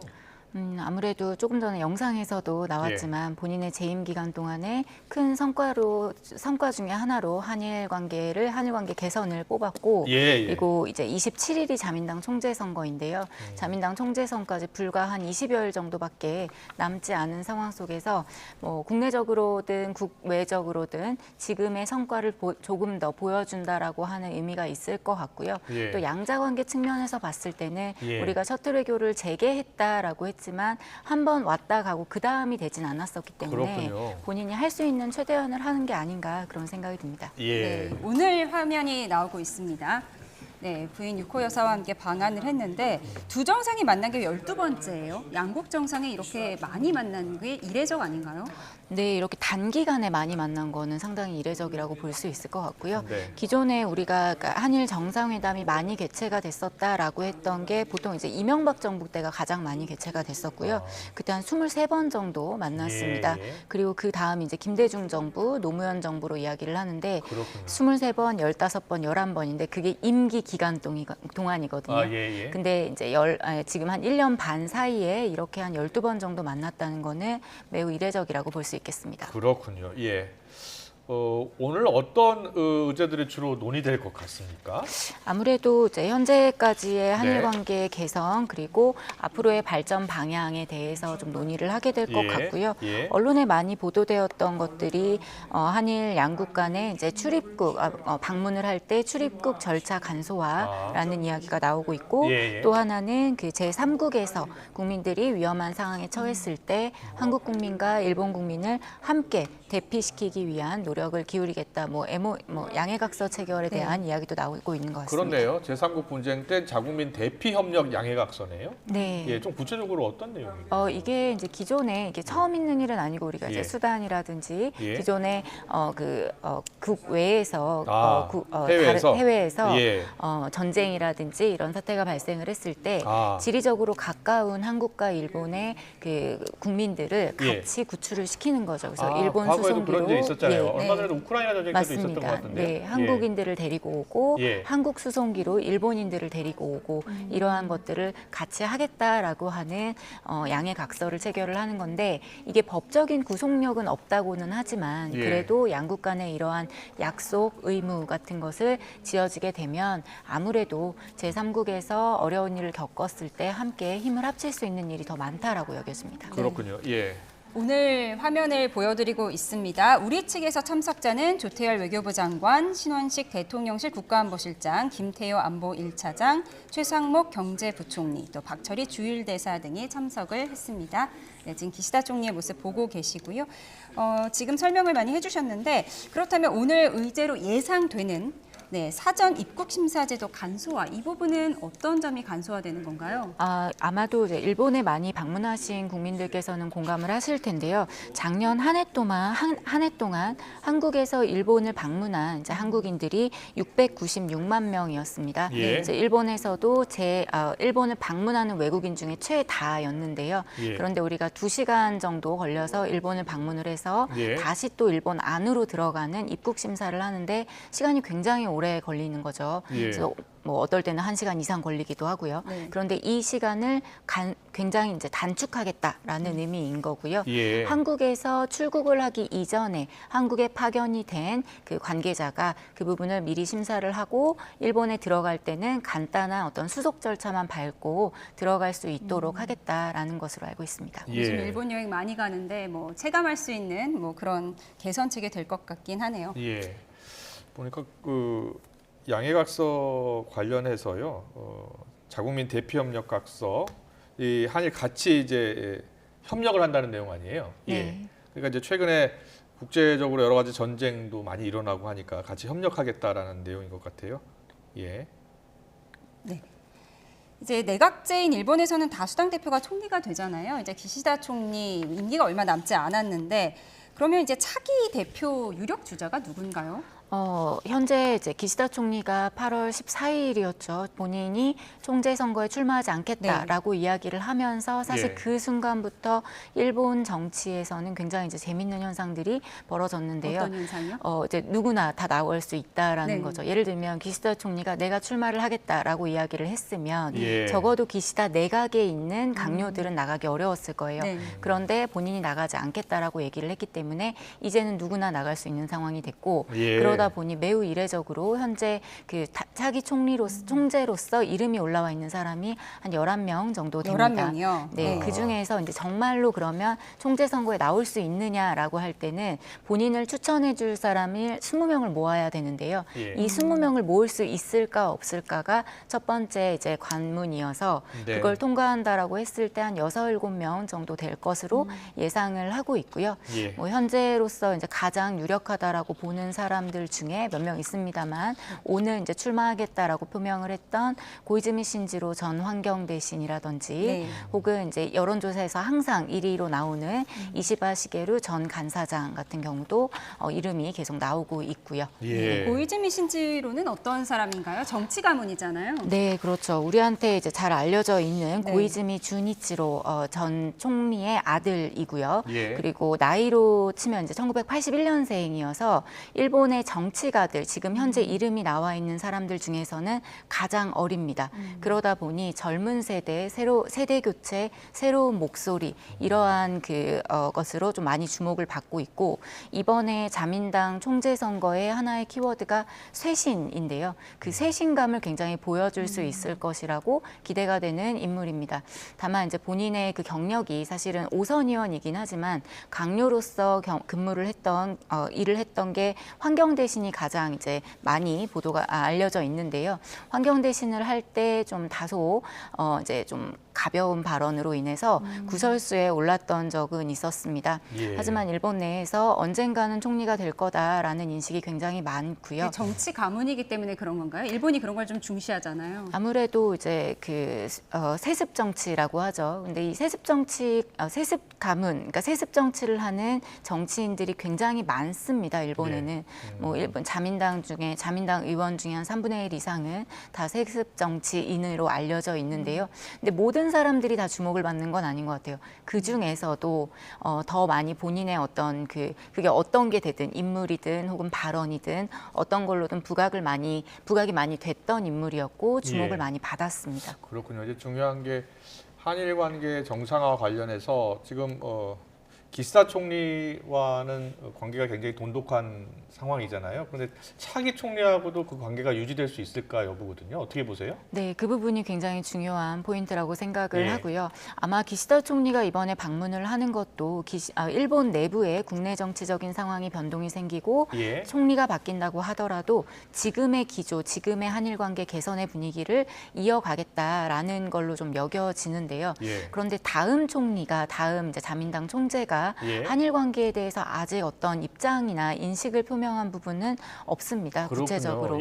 아마 일본 내에 전반적인 컨센서스는 있다라고 보여지기는 합니다만 지금과 같은 윤석열 대통령과 기시다 총리의 이제 그 정상 간의 신뢰를 구축하기까지는 또 많은 우리의 노력이 필요할 것으로 여겨집니다. 그럼 기시다 총리가 향후에 자민당 내에서도 큰 역할을 할 것으로 보이세요? 어떠세요? 현재로서는 이제 자민당 총재선에 우리가 흔히 얘기하는 이제 킹메이커로 얘기하는 사람들이 있습니다. 네, 그 두 명이 이제 대표적으로 얘기가 나오는데 한 명은 이제 아소타로 이제 부총재이고요. 아소타로? 한국에도 방문한 적이 있었고 그리고 바로 직전에 총리였던 스가 전 총리 이 두 사람의 움직임을 매우 흥미롭게 보고 있는데 여기에 가능성은 낮지만 기시다 총리가 어떤 입장을 보일 것인지도 주목해 볼 만한 포인트라고 여겨집니다.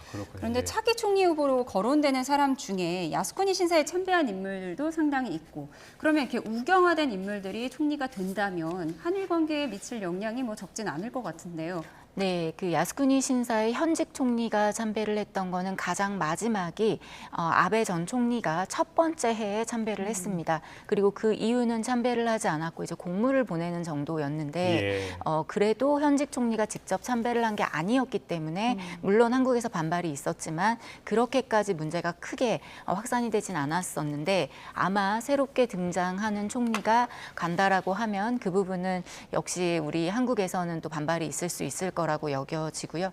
말씀하신 대로 이제 고이즈미 전 환경대신이 오늘 자민당 총재 선거에 출마하겠다라고 했을 때 그 오전에 출마 선언을 했죠. 네, 그 질문이 나왔습니다. 야스쿠니 신사 참배하겠냐라고 했을 때 즉답은 피했고요. 적절히 판단하겠다라고 얘기한 걸로 봐서는 참배를 했을 때의 주변국의 반응에 대해서 알고 있는 게 아닌가 그렇게 생각을 합니다. 그렇군요. 내년이 한일 국교 정상화 60주년인데요.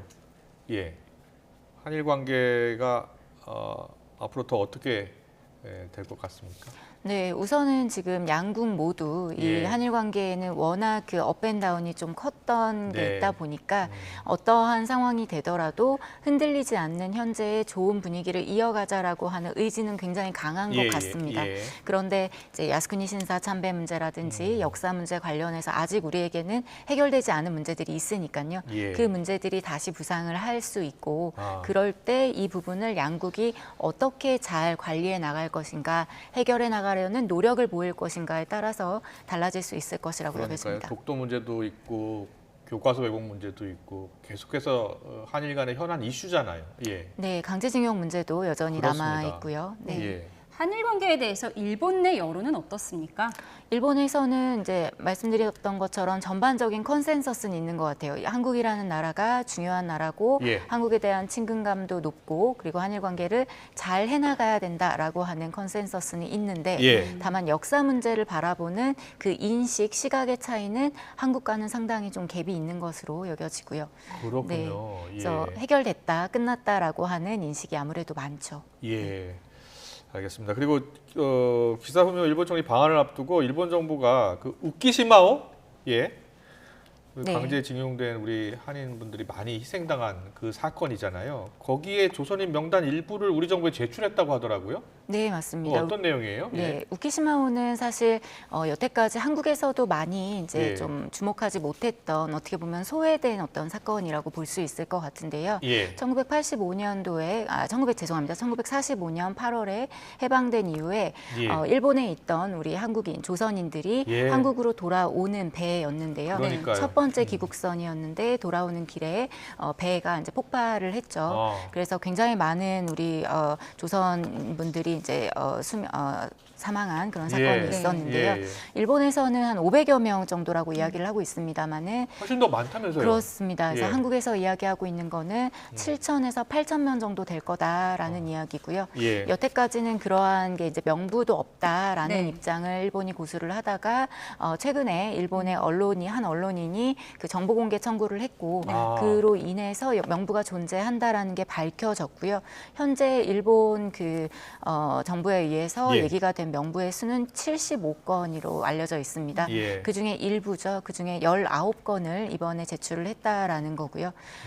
그 기존에 소외받았던 사건이라는 점에서는 저는 굉장히 이 부분은 전향적으로 평가를 합니다만 긍정적으로 봅니다만 앞서 말씀드렸던 것처럼 양측의 주장이 너무 엇갈리고 그 숫자도 상당히 차이가 많이 나기 때문에 앞으로 이 부분에 대한 진상규명이라든지 그리고 유해 송환이라든지 이러한 노력들이 더 많이 이루어져야 될 것으로 여겨집니다. 그렇군요. 그런데 기시다 총리의 방한 하루 전에 공개한 건 무슨 특별한 의미가 있을 것 같아요? 네, 우선 이 부분에 대한 명단을 공개하는 거에 대해서는 지속적으로 양국 정부가 협의를 했었다라고 합니다. 그런데 이 협의의 결과라고 여겨지고 말씀하신 것처럼 기시다 총리 방한 전날 공개가 됐다는 거는 이러한 정치 외교적인 상황들도 같이 고려를 했다라고 생각이 듭니다.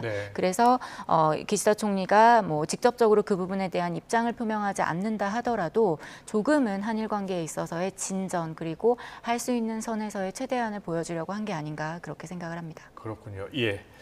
지금 한일 정상회담이 열리고 있고요. 지금 화면을 보고 계시는데요. 최근에 이제 대일 외교 논란 관련해서 일본 사도광산 유네스코 등재 과정 있잖아요. 여기서 우리 정부가 얻은 이게 무엇이냐 여기에 대해서 의문을 제기하는 분들이 많아요. 네, 사도광산 유네스코 등재 문제 관련해서는 사실은 이제 어떤 관점에서 보느냐가 굉장히 중요할 것 같습니다.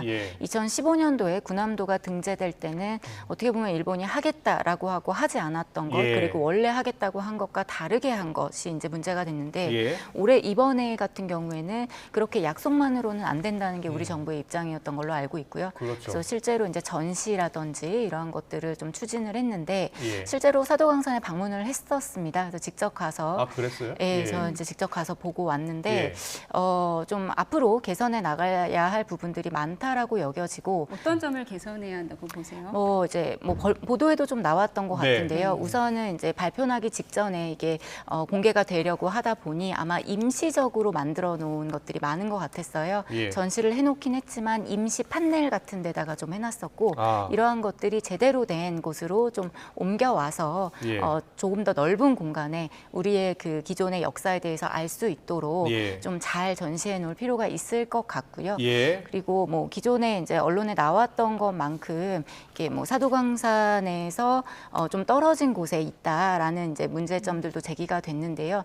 저는 이제 그런 부분들도 중요하기는 한데, 그러니까 그 자리에 있는 것도 중요한데 정말 이곳에 갔을 때, 그러니까 기본적으로 사도섬이라고 하는 곳이 원래 관광지로 많이 주목받는 곳은 아니. 아니잖아요. 예. 근데 간다라고 했을 때 사람들이 어디를 많이 갈까, 꼭 방문하는 곳이 어딜까라는 부분도 우리가 한번 생각해 볼 필요가 있거든요. 예. 그래서 그런 차원에서 이제 우리 조금 더 접근성이 용이할 수 있도록 하는 부분은 필요할 것 같고요. 예. 사도강산 현장에 우리가 이제 전시물을 놓는 것도 좋지만 네. 더 많은 사람들이 볼 수 있도록 하는 거, 그리고 기본적으로 이곳에 가게 되면 혼자 좀 다니기에는 안에 지리적으로 이제 예. 우리가 지방에 가면은 아무래도 교통편도 불편하고 하지 네, 않습니까? 네, 근데 그런 부분들을 봤을 때 가이드 없이는 사실 가기가 좀 어렵거든요. 예. 근데 가이드의 코스 안에 조선인 강제노동에 대한 게 많이 포함되어 있지는 않습니다. 그런 부분들이 좀 개선해 나가야 할 부분이라고 여겨지고요. 그렇군요. 그 개선의 여지가 있는 걸로 알고 있습니다. 예, 그래요? 지금 회담이 진행되고 있고 이 관련 이슈도 언론에 보도가 많이 된 만큼 이번 회담에서 성과로 나타났으면 좋겠습니다. 네, 지금 한일 정상회담 열리고 있고요. 속보를 계속 전해드리고 있는데요. 다음 뉴스를 전해드려야 되는 관계로 여기서 줄이겠습니다. 지금까지 최은미 아산정책연구원 연구위원과 함께했습니다. 잘 들었습니다. 고맙습니다. 감사합니다.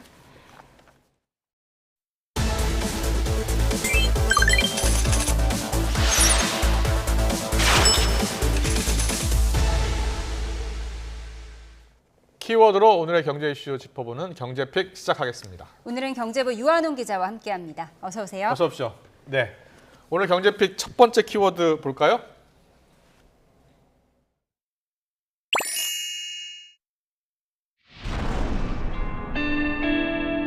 아무것도 몰라요 라고 하기에 나 어떻게 해야 그대 다다를 수 있는지 그댄 아나요 내 고독의 의미를 그대에게 닿지 못하는 오랜 날들을 네, 신용대출이 많이 들고 있나 봐요? 예, 그렇습니다. 예. 이달 들어서 사흘간 네. 신용대출 증가액이 5천억 원에 거의 육박을 했습니다. 예. 은행들이 이제 주택담보대출의 문턱을 높이니까 신용대출이 늘고 있는 겁니다. 예. 이른바 풍선 효과라고 하죠. 그래픽을 보면서 말씀드리도록 네. 하겠습니다. 이제 이달 들어서 고강도 대출 옥죄기라고 할 수 있는 2단계 스트레스 DSR이 시행이 됐습니다. 네, 네. 2일부터 4일까지 사흘 만에 거의 5천억 원에 가까운 4,713억 원이 폭증을 했습니다. 네. 다음 그래픽을 한번 보시겠습니다. 지난달에 신용대출 증가액이 8,494억 원이었습니다. 그러니까 절반을 훨씬 넘는 금액이 증가를 했는데요. 이 추세대로라면은 더 늘 것 같습니다. 그러니까 지난달 금액을 훨씬 초월할 것 같은데요. 네. 그러니까 주택담보대출이랑 전세대출을 이렇게 옥죄다 보니까 신용대출이 증가하는 풍선 효과가 나타나는 거죠. 그렇습니다. 이제 같은 기간에 주택담보대출은 1,800억 원이 증가를 했거든요. 이제 지난달이 역대 최고치였는데 9조 원이 증가를 했었어요. 그것에 비하면 많이 줄어든 것이죠. 주택담보대출하고 이제 전세대출을 옥죄니까 이제 신용대출 쪽으로 말씀하신 것처럼 풍선 효과가 나타나고 있는 것입니다. 네, 뭔가 대책이 필요할 것 같은데 어떤 대책들이 있을까요? 예, 지금 은행들은 이제 가계부채를 줄이려는 금융 당국의 압박을 상당히 많이 받고 있습니다. 예. 이제 그런데 지금 이제 신용대출이 이렇게 폭증하는 상황이다 보니까 이제는 신용대출도 옥죄는 대책들을 준비 중입니다. 지금 대표적인 데가 KB국민은행인데요. 지난 3일부터 신용대출 한도를 연소득 이하로 줄였습니다. 네. 신규 대출에 한해서인데요. 이제 기존 대출을 연장하는 분들에게는 해당이 안 됩니다. 그렇지만 신용대출도 만기가 있습니다. 10년인데요. 만기가 지나서 연장을 할 경우에는 적용이 됩니다. 이렇게 되니까 문턱이 낮은 이제 다른 은행의 신용 대출로 또 쏠림 현상이 나타나고 있습니다. 네. 그러면 신용 대출까지 이제 문턱을 높이게 되면 당장 대출이 필요한 실수요자들은 불편을 겪을 수밖에 없잖아요. 예, 이번 달부터 이제 대출이 어려워지니까 은행에서 제2금융권 또 말씀드린 데처럼 이제 같은 은행권 내에서도 신용 대출 문턱이 좀 낮은 데로 이런 쏠림 현상들이 나타나고 있거든요. 물론 금융 당국은 이런 실수요자들의 그 불편을 최소화해 달라고 은행권에 주문을 하고 있습니다. 이른바 대출 절벽이 나타나지 않도록 해달라는 건데요. 오늘 금융위원장이 긴급 브리핑을 열었습니다. 그래 이런 내용을 발표를 했는데 직접 들어보시죠. 네. 유주택자의 경우에 주택이 하나 있으면서 또 구입을 해야 되는 경우도 굉장히 다양한 이유가 있을 겁니다. 그래서 그런 부분에 있어서 어느 부분은 이거는 정말 실수요 아니냐라고 얘기를 할 수 있을 거고, 근데 그거를 일률적으로 우리가 정할 수가 없기 때문에 그거는 그 현장에 가장 잘 알고 고객을 가장 잘 아는 은행에서 좀 판단을 하고 관리를 해 나가는 것이 필요하고 그게 바람직하지 않느냐 하는 생각이 있는 거고요. 예, 이렇게 당부는 했지만 그 은행 입장에서는 가계대출을 줄이라는 압박을 받고 있거든요. 그러니까 이제 실수요자를 어디까지로 볼 것이냐, 이게 아주 예민한 문제입니다. 그러니까 은행들 입장에서는 누구는 또 해주고 누구는 안 해주고 할 수가 없으니까 그렇죠. 형평성을 고려해서 일률적인 잣대를 적용할 수밖에 없다는 입장입니다. 그러니까 사실 현실적으로는 실수요자들의 피해가 없을 수는 없는 상황인 것 같습니다. 종합적으로 봤을 때 앞으로 대출 받기는 점점 더 어려워지는 거네요. 그렇죠. 내년부터는 3단계 스트레스 DSR이 이제 적용이 됩니다. 그렇군요. 예. 알겠습니다. 잘 들었습니다. 두 번째 이슈 보겠습니다.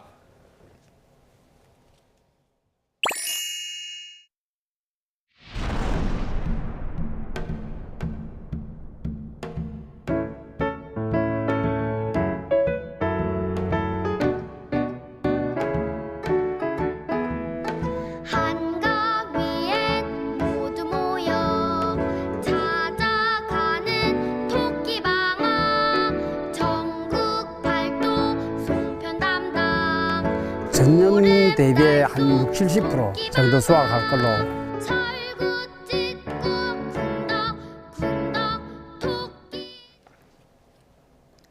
추석 차례상에 굴비 빼야 하나 어획량 감소로 껑충. 굴비값이 얼마나 올랐습니까? 예, 많이 올랐습니다. 한 70% 정도 올랐는데요. 올 여름 많이 더웠잖아요. 예. 바닷속이라고 해서 시원하진 않았던 것 같아요. 그러니까 수온이 오르니까 어획량이 줄었고 그래서 이제 가격이 오르는 건데요. 예. 조기는 우리가 잘 알다시피 추석과 설에 성수품으로 대표되는 품목이지 않습니까? 조기 얘기 나왔으니까 잠깐 그래픽 보면서 제가 조기 얘기 좀 해드리겠습니다. 조기와 굴비 차이 혹시 아십니까? 그러니까 조기를 조기는 날생선이고요. 이제 그거를 소금 간을 해서 말리면 굴비가 됩니다. 근데 이제 그 굴비를 항아리 속에다가 보리를 집어넣고 숙성을 시키면 보리굴비가 되는데 저게 제일 비쌉니다. 고급이잖아요. 예. 다음 화면 보시겠습니다. 예, 말씀하신 것처럼 그 굴비가 이제 70%나 이제 올랐습니다. 그래서 지금 가격이 한 3,300원 정도 한 마리에 하고 있고요. 그다음에 냉동 참조기가 이제 37% 올라서 한 1,800원 하고 있고요. 그다음 우리 또 추석 때 선물로 많이 하는 김 있잖아요. 김도 마찬가지로 이제 수온 상승 영향에 한 37% 가량 올라가지고 10장에 한 1,400원 정도 하고 있답니다. 굴비 한 마리에 3,300원이요? 저기 작은 굴비인가요? 그렇죠. 근데 이제 보통 우리 굴비는 한 두rum이라고 해서 10마리씩 혹은 작은 거 10마리, 큰 거 10마리, 작은 거 20마리씩 판매가 되고 있죠. 보통 그렇군요. 어물전에서. 많이 올랐네요. 이게 이제 조기가 어획량이 계속 감소하고 있는데요.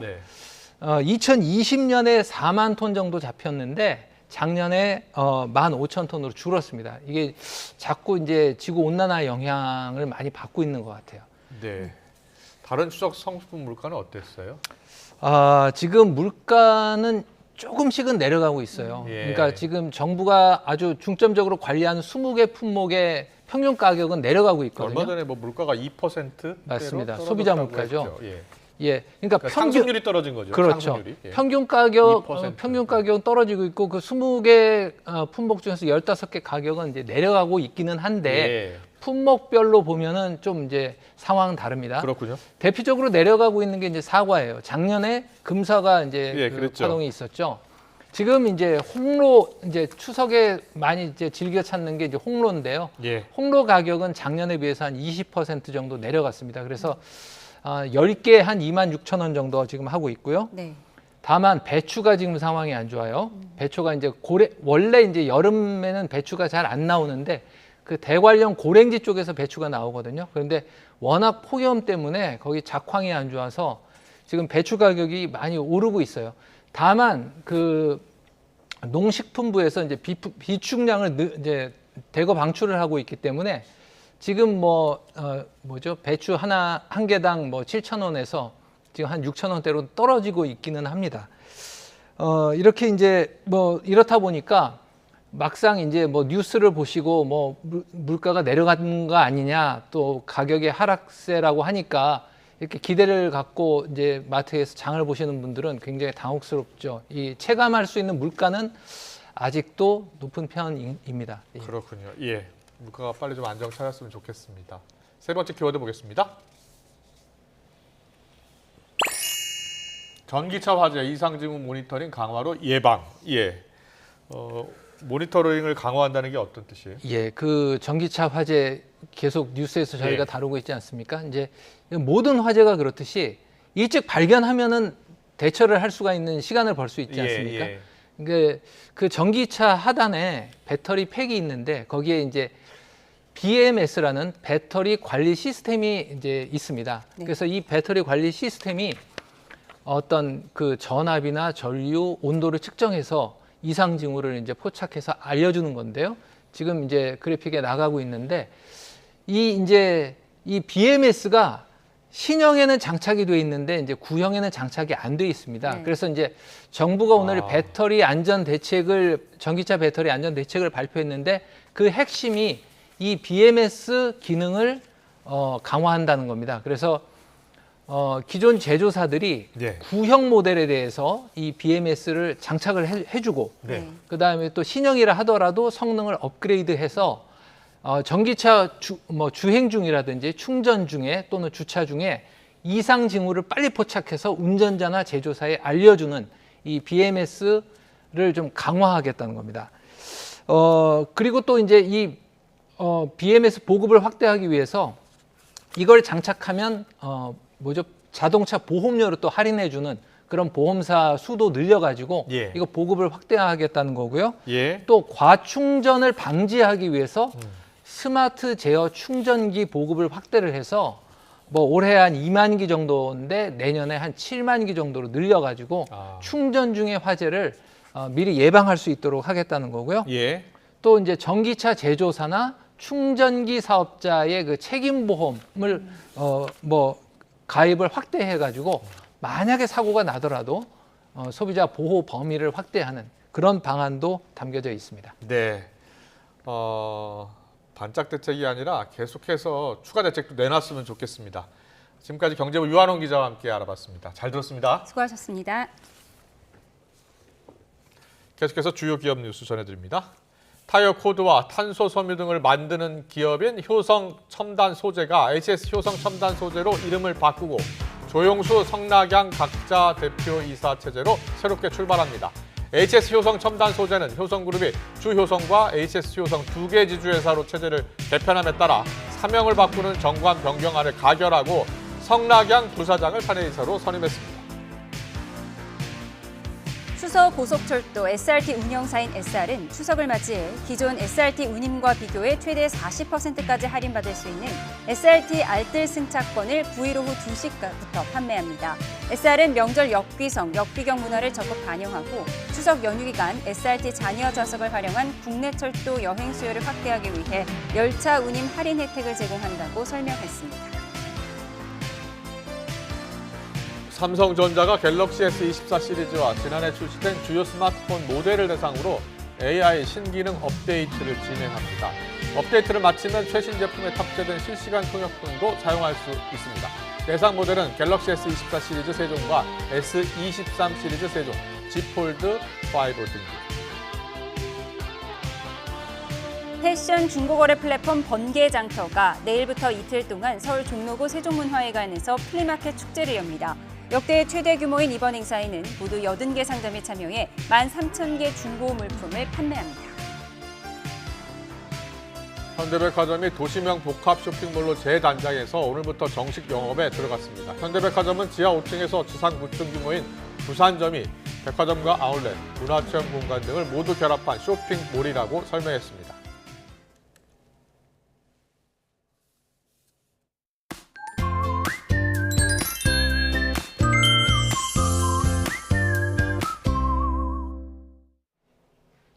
오늘 구름 낀 하늘에 더위가 쉬어갔습니다. 서울 한낮 기온이 25도를 밑돌았는데요.